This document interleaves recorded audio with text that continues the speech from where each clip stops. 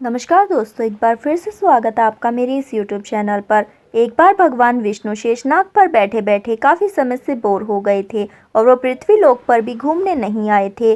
तो भगवान विष्णु ने ये सोचा कि क्यों ना पृथ्वी लोक पर घूम कर आया जाए। भगवान विष्णु ये सोचकर सुबह सुबह तैयार होने लगे। जब माता लक्ष्मी ने ये देखा कि भगवान विष्णु सुबह सुबह कहाँ जाने के लिए तैयार हो रहे हैं, तो माता लक्ष्मी ने उनसे प्रश्न करते हुए कहा कि हे भगवान, आप कहाँ जा रहे हैं आज। विष्णु जी ने जवाब दिया कि वो पृथ्वी लोक पर घूमने जा रहे हैं। इस पर माता लक्ष्मी ने कहा, क्या मैं भी आपके साथ आ सकती हूँ। भगवान विष्णु ने 2 क्षण सोचते हुए कहा कि तुम मेरे साथ तो आ सकती हो, लेकिन एक शर्त पर।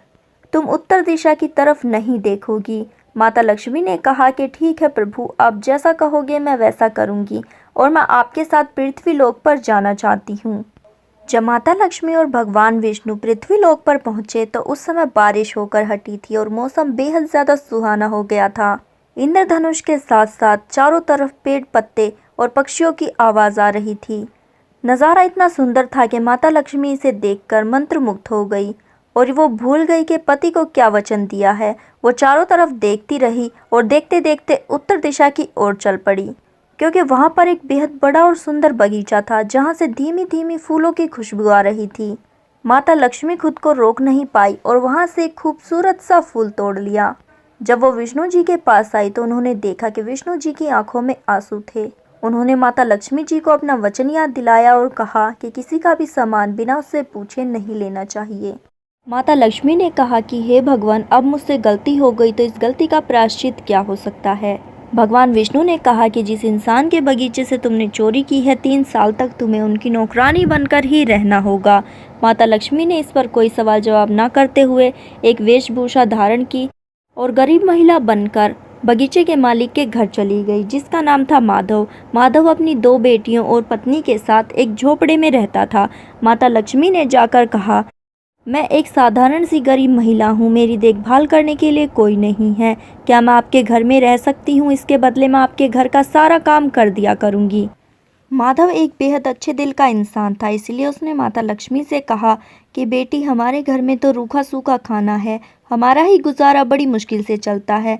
अगर मेरी 3 बेटियां होती तो मैं उनका भी पालन पोषण करता। अगर तुम भी मेरी बेटी बनकर इस घर में रहना चाहो और जैसा हम खाना खाते हैं वैसा ही खा पाओ तो तुम्हारा स्वागत है। माता लक्ष्मी ये सुनकर माधव के घर में चली गई। जैसे ही माता लक्ष्मी माधव के घर आई थी, अगले दिन ही माधव को काफ़ी मुनाफा हुआ। उसके फूल अच्छे बिक रहे थे, जिससे माधव ने एक गाय खरीद ली।